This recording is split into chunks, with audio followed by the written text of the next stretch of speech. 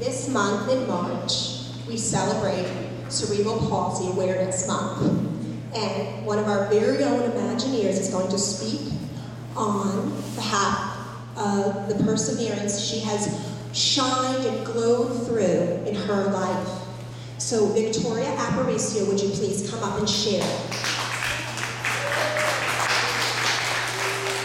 Victoria's parents have purchased a belief bracelet for every student in our school, and on your way out, if time allots, we have a display board to help you really see everything that Victoria has encompassed. Yeah. Hello, my name is Victoria Aparicio. Some of you may know me. I'm a 7th grader here at Imagine. One thing you may not know about me is that I have cerebral palsy. March is Cerebral Palsy Awareness Month, so I'm here to tell you a little bit about cerebral palsy and how it affects my life. In the United States today, more people have cerebral palsy than any other developmental disability, including Down syndrome, epilepsy, and autism. Nearly 2 children out of every 1,000 born in this country have some type of cerebral palsy. In all, approximately 500,000 people in the U.S. have some degree of cerebral palsy.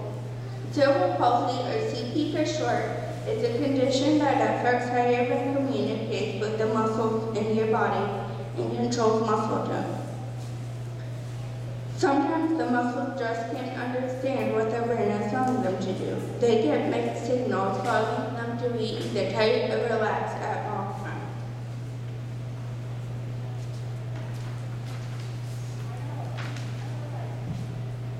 There are many different classifications of CP, and they are grouped based on where the body is affected and if the muscles are tight or relaxed. There is a wide range of severity in cerebral palsy. Some people only have their speech affected or even just appear as a clumsy runner, while others are unable to use their arms or legs at all. These people must use wheelchairs. I have mild spastic diplegia. The word spastic refers to the muscles that are tight, and diplegia means that my legs are mainly affected. Since my cerebral palsy is mild, my legs still function. My speech was also affected as a child, although that has improved through 3 years of therapy. Cerebral palsy makes things more difficult for me, but it does not make them impossible. I just have to work a little harder for what I want compared to everyone else. It is common for CP to occur during a very premature birth. I was due to be born in August, but I ended up being born in April, making me 4 months early.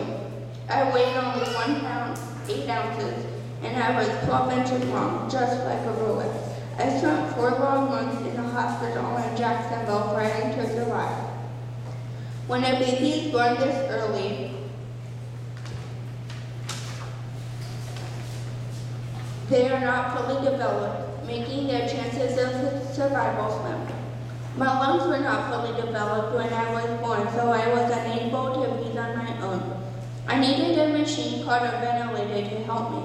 I also needed several types of medication to control things like my heart rate and blood pressure. Most babies born extremely early have bleeding that occurs in the brain, similar to a stroke. This is one cause of cerebral palsy, and this is how I got it. The location and severity of the bleeding determines how the person is affected. My bleeding was very mild, and it happened in my cerebellum, which is the part of the brain that controls balance, coordination, and muscle tone. This is why I have always had such poor balance. It is often assumed that someone with cerebral palsy is not as intelligent as others, but that is not true. I have always been an honor student. Therapy is the most important thing to someone with CP. I started therapy when I was a baby, and I continue to go to it today. The same therapists have been in my life helping me for almost 13 years, and we are very close.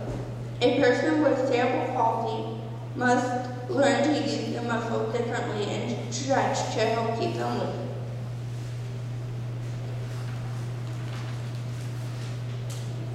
This is why therapy is so important. That means as a child, I learned to walk and jump in a different way than everyone else, but I was still able to learn how to do it. I have always been taught not to give up. Just because I can't do something today does not mean I won't be able to do it tomorrow. Therapy has been a part of my life since before I can remember, and without it, I don't believe I would have ever learned to walk or do any of the things I can do today. One of my favorite quotes by Mary Kay Ash is, aerodynamically, the bumblebee shouldn't be able to fly, but the bumblebee doesn't know that, so it goes on flying anyway. I have done many types of different therapies in my life, including water therapy and therapy on horses. And my family and I are always looking for new things that can help me. Last summer, we traveled to St. Louis where I had a surgery done on my spinal cord. The surgery is known as SDR, or selective dorsal ligata. The surgeon cuts the nerve roots that send mixed signals to my muscles, and now they function properly. This has been a major breakthrough for CP patients. I am still in the process of recovering. Now I just have to work up on building my strength and endurance and breaking the habit my muscles have of doing things differently. I have already seen so many improvements since the surgery. One major improvement I've experienced is that I can now climb the stairs. I could never do this before SDR, and now I do it every day at school. This past December, I went on a vacation to Colorado, and I was able to ski for the first time. This would have been impossible without my SDR surgery. Cerebral palsy is a condition, not a disease.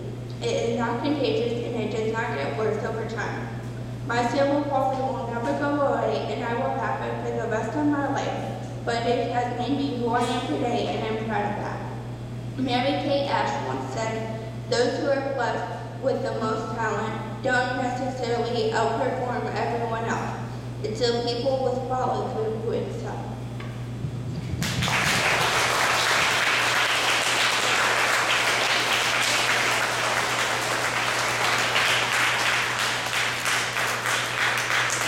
Victoria. And as well, stay here for a moment, Victoria should be proof and the best example that just because you can't do something today doesn't mean you won't be able to do it tomorrow. Follow through is very, very important. And as Imagine students, I know that you all exemplify that, and so do your teachers, and I appreciate you all, and I thank you for everything you do here as leaders in our campus, and as well, the beautiful job that Mrs. Fires class did, and I hope that you all have a beautiful day and a wonderful weekend, and we'll see